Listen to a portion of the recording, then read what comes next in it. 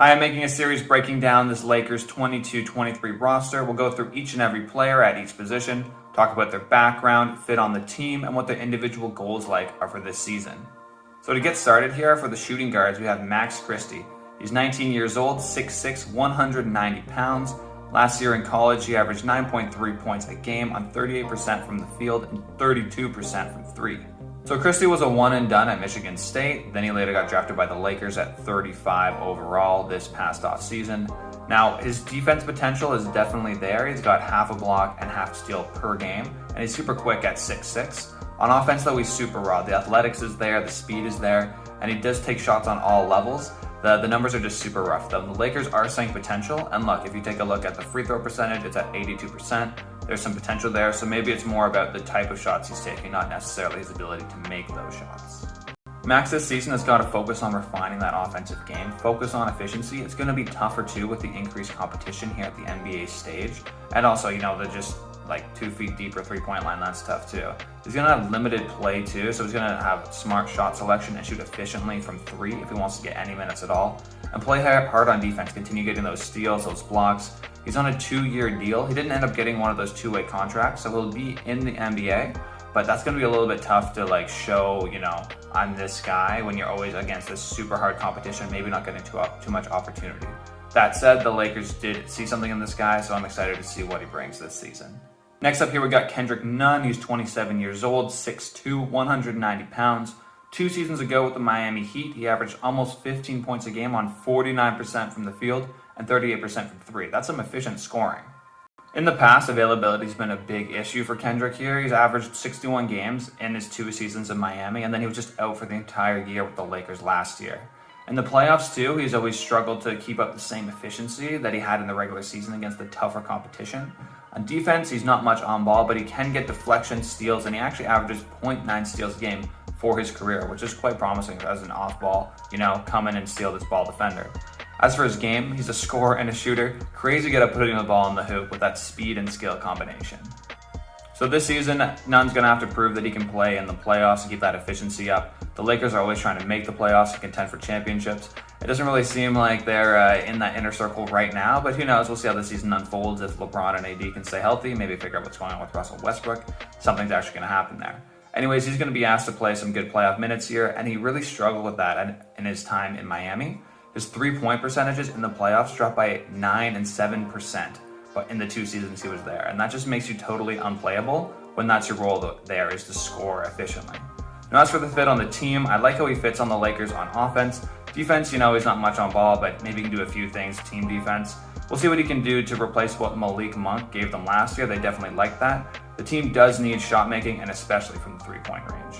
Now, with his offensive game, what I'd like to see him improve is get to the line a little bit more. 1.1 free throw attempts in his last year in Miami. It's just not enough, especially when he's making close to 90% of his free throws. When there's just that much incentive to get to the line, I need to see you be a bit more aggressive and actually do that. Now, the biggest key here for Kendrick is his health. He should be super motivated. He's in his last year of his contract, and he wants to make up for past playoff failure. So stay healthy throughout the regular season, help these guys get to the playoffs, and then have an opportunity to prove yourself as a good playoff performer, or at least like someone who doesn't fall off a cliff. And that way maybe you can get another deal after your last season with this current contract. Our next shooting guard here is going to be Lonnie Walker IV. He's 23 years old, 6'4", 204 pounds. Last season he averaged 12.1 points per game on 41% from the field and 31% from three. So Lonnie was a one and done in college, spent some years with the Spurs after they drafted him 18th overall, and then just signed this offseason with the Los Angeles Lakers. In San Antonio, Lonnie's 2-point percentage was never that great, but at least it improved every single year. From three, he was inconsistent, but the last 2 seasons, he did have higher attempts with shooting percentages of 36 and 31 respectively from the three-point line. That's not so great. His first goal is definitely to score, but he can pass okay too. Like 2.2 assist to turnover ratio is decent, and he's actually improved that every year, and that's up from 1.6 last year. So quite a big jump if he can keep that going to 2.5 assist to turnover ratio. Now you're actually turning into a bit of a playmaker here for the Lakers. On defense, he's not huge on this end yet. I remember him saying in the media how he's looking forward to putting a lot of effort on that end, but 0.6 steals a game is not bad at all. So going into this season, he wants to impose himself on the defensive end, like I mentioned. He has the frame to do this, man. He can definitely accomplish that. And having Anthony Davis backing you up on defense makes that a lot easier too. Sometimes he'll erase the mistakes you made. And like I mentioned, the 0.6 steals in 23 minutes is actually super solid. Per 36, that's about 1. Anyways, the bigger concern is the offensive efficiency. He averaged 33% from deep over the past 2 seasons, and that's the only 2 seasons he's actually taken a few three-pointers per game. Before that, it was like here and there, hardly any. So can you get that from 33 up to somewhere over 35? There's enough guys on this team already who can't shoot, so you don't want to be another one of those guys. And take some smarter shots too. 41% career field goal is rough for someone taking 13 shots per 36. That's a lot of shots to be taking at such a low field goal percentage. Now, he was on the Spurs, who were pretty trash, and now he's going to be on a better team. And with the team's veteran guidance off the court, plus LeBron James playmaking, it should be easier to get some of these buckets. Now, he signed the 1-year mid-level exception, and he's definitely motivated to get paid. With the Lakers media, I mean, it's a great opportunity to make this happen. Our last shooting guard here, Scotty Pippen Jr. He's 22 years old, 6'3", 185 pounds. Last year in college, he averaged 20.4 points a game on 42% from the field and 33% from 3. So Scotty Pippen Jr., not surprisingly, was born to Scottie Pippen, pretty significant part of your life there. He spent 3 years in college and just this last offseason signed a 2-way deal with the Los Angeles Lakers.